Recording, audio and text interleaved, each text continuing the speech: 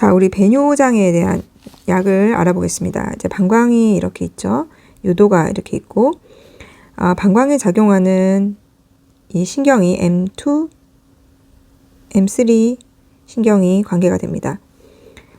부교감 신경은 이제 소변을 잘 볼 수 있도록 수축을 해주는데, 우리가 이 신경을 이제 억제하게 되면 아세틸콜린의 어떤 저하작용에 의해서 소변을 좀 참을 수 있도록 해줍니다.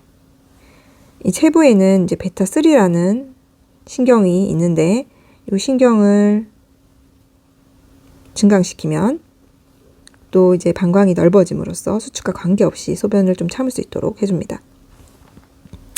요도에는 알파1 리셉터가 있는데요.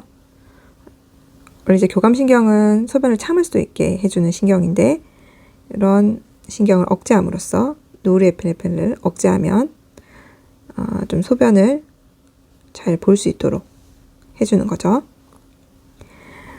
남성 같은 경우에 전립선 크기가 커지면 소변 보는데 장애가 생기는데, 이 크기를 좀 적게 해주는 변환호소 5알파 리덕타제라는 이 효소를 저해함으로써 전립선 크기를 낮추고 이것을 또 소변 배뇨자개를 좀 도와주는 이런 역할을 하게 됩니다.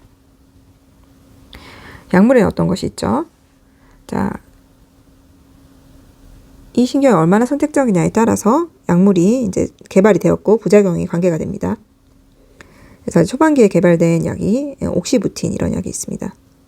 그리고 좀 더 이 방광에 그리고 M3 리셉터의 선택적인 약들이 이제 개발이 되었는데, 톨테로딘, 페소테리딘, 그다음에 좀 더 M3의 선택적인 솔리페니신, 그리고 이제 콜리너지 이펙트, 항콜리너지 이펙트와 칼슘 채널 블로커 두 가지 효과가 있는 프로피베린 이런 약이 있습니다. 베타3 리셉터에 대한 효능제로서 이 방광의 최적을 늘려주는 이런 약으로 개발된 것이 미라베그린 이런 약이 있습니다. 알파1 리셉터에 대한 이제 저하제로 소변을 좀 볼 수 있도록 도와주는 약.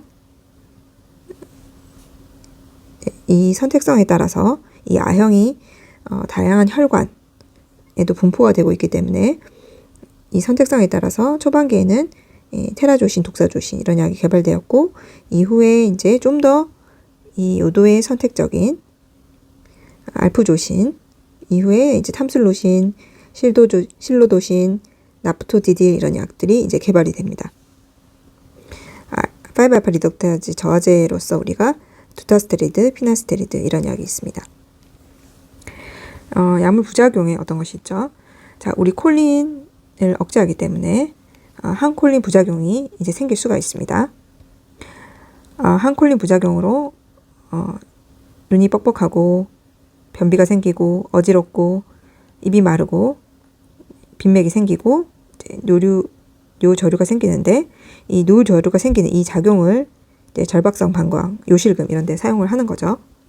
하지만 이러한 전신 부작용이 다 생길 수 있고, 이건 초반기에 이제 개발된 옥시부틴 같은 경우에 침샘이라든지 중추에 작용해서 이러한 부작용이 생길 수 있습니다. 그래서 특별히 이제 노인 같은 경우에 이런 약들을 사용할 때 주의를 기울여야 하겠습니다.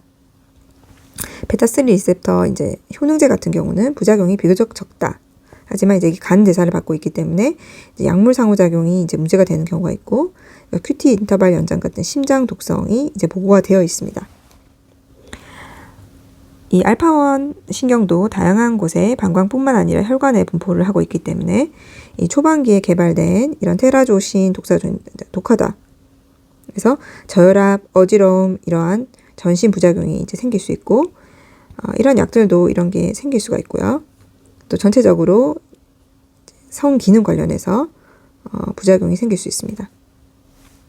5알파 리덕타제 저해제 같은 경우도 장기간 이제 복용해서 이제 전립선 크기를 낮출 수는 있지만 우리가 성기능 관련된 이러한 부작용이 생길 수가 있습니다.